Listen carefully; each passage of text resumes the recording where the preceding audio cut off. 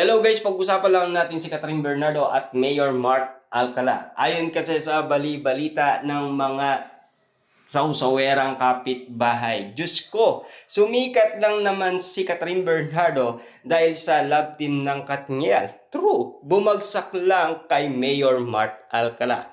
Na ayon kasi sa mga netizens at mga sausawerang marites, ayon sa kanila, masisira daw ang career ni Catherine Bernardo. Makikita natin yan kung talagang babagsak ang ratings na gagawin na teleserye. Doon natin mapapansin kung magtitiwala pa ba ang mga netizens kay Catherine Bernardo. Kita nyo naman, di ba? Nasa mall si Catherine Bernardo at Mayor Mark Alcala.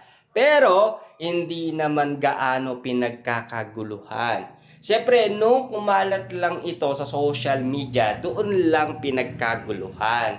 Kasi gusto ng mga iba't ibang mga tao na malaman ang katotohanan kung legit nga ba yung sinasabi ni Ogie Diaz. Papaano nga naman kasi puro AI lang daw ang nagsisilabasan na resibo kina Mayor Mark Alcala at Catherine Bernardo. At kung makikita ninyong lumalakad sina Catherine Bernardo at Mayor Mark Alcala, kapansin-pansin nga naman kasi na hindi sila pinapansin. Lalong-lalo na noong sila ay bumababa ng escalator, 'di ba? Grabe, hindi katulad ni Catherine Bernardo at Alden Richard na talagang pinagkakaguluhan, pinagpepestaan at pinag-uusapan at sabik na sabik ang karamihan, 'di ba? Grabe, parang walang kilig sa mga nakikita at napapansin natin na pinag-uusapan sa social media. Papaano nga naman kasi yung mga netizens gusto nilang pabagsakin si Catherine Bernardo dahil sa pagkakalink niya umano kay Mayor Mark Alcala.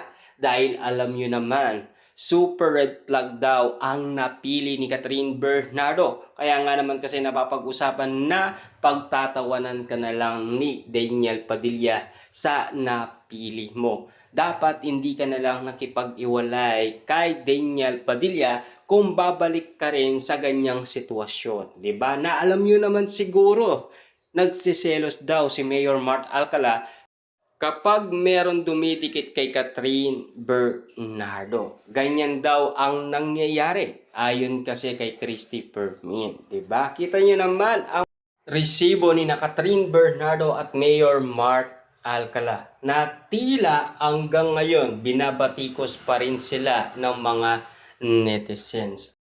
Hanggang ngayon, hindi pa rin matanggap na si Catherine Bernardo ay nagkaroon ng jowang mayor tulad ni Mayor Mark Alcala.